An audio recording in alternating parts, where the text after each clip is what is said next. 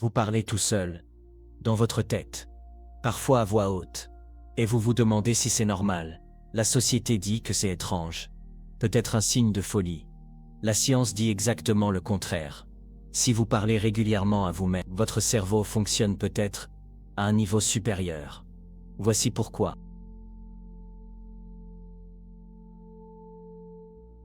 Einstein murmurait ses équations en marchant. Tesla conversait avec ses visions. Darwin débattait avec lui-même dans ses carnets. Le point commun des plus grands esprits de l'histoire. Ils ne pensaient pas en silence. Ils pensaient à voix haute. Signe numéro 1. Le cerveau architecte. Quand vous gardez vos pensées en silence, elles restent floues, superposées, chaotiques. Mais quand vous les verbalisez, même sans audience, vous forcez votre cerveau à les structurer. Le langage a une grammaire, un ordre, un début et une fin. En parlant tout seul, vous imposez une architecture à des idées qui n'en avaient pas. Les études en psychologie cognitive le confirment. Verbaliser un problème active des zones cérébrales différentes que simplement y penser. Vous ne parlez pas tout seul, vous construisez. Signe numéro 2, la mémoire augmentée. Vous est-il déjà arrivé de chercher vos clés en répétant clé, clé, clé à voix haute? Ce n'est pas absurde, c'est neurologique. Les chercheurs appellent ça l'effet de production.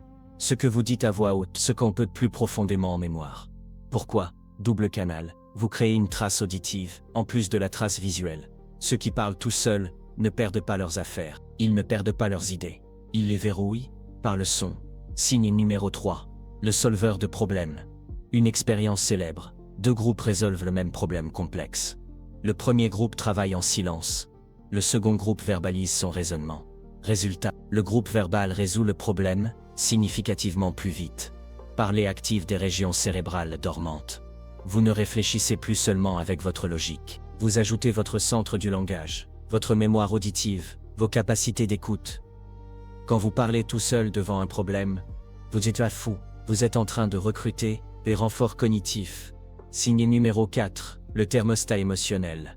Le stress monte, l'anxiété s'installe. Les émotions prennent le contrôle. Et là vous vous parlez. Calme-toi. Tu vas gérer. Ce n'est pas si grave. Ce n'est pas naïf. C'est neurochimique. Verbaliser une émotion active le cortex préfrontal. Celui qui régule, qui contrôle, qui observe. Vous créez une distance entre vous et ce que vous ressentez. Fait remarquable. Les études montrent que se parler à la 3e personne est encore plus efficace. Il va s'en sortir. Fonctionne mieux que je vais m'en sortir. Vous devenez votre propre coach, votre propre thérapeute. Signe numéro 5. Le moteur invisible. Les athlètes d'élite parlent presque tous, tout seuls. Avant une compétition, pendant l'effort, après une erreur. 2 types de dialogue. Le dialogue instructionnel. Garde les coudes serrés. Respire sur 3 temps. Et le dialogue motivationnel. Tu peux le faire. Encore un. Les recherches sur la performance sportive montrent que le self-talk améliore l'endurance, la précision et la récupération après l'échec. Quand vous vous parlez pour vous motiver, vous ne compensez pas un manque de confiance. Vous utilisez un outil que les meilleurs connaissent depuis toujours. Signe numéro 6. La trace de l'enfant brillant. Le psychologue Lev Vygotsky a découvert que tous les enfants parlent tout seuls. C'est un stade normal du développement. L'enfant utilise le langage pour guider ses actions, pour résoudre des problèmes, pour apprendre. Avec l'âge, cette parole s'internalise. Elle devient pensée silencieuse. Mais certains adultes gardent cette parole à voix haute, ou semi-vocalisée. Ce n'est pas une régression. C'est une préservation d'un outil cognitif puissant.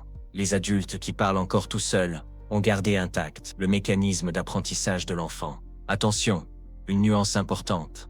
Parler tout seul est différent d'entendre des voix. Le self-talk sain est contrôlé. Vous le démarrez, vous l'arrêtez, il est utile. Les voix intrusives sont différentes. Elles viennent sans permission. Elles donnent des ordres. Elles ne sont pas vous. Si votre dialogue interne vous aide, vous avez un outil précieux. Si votre dialogue interne vous tourmente, et que vous ne pouvez pas l'arrêter, ce n'est plus du self-talk. C'est autre chose, et ça mérite une attention professionnelle. Cette distinction est essentielle.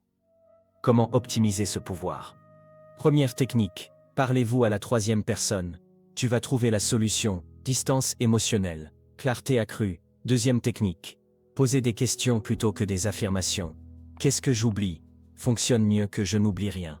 Troisième technique, combiner instruction et motivation. D'abord le comment, ensuite l'encouragement.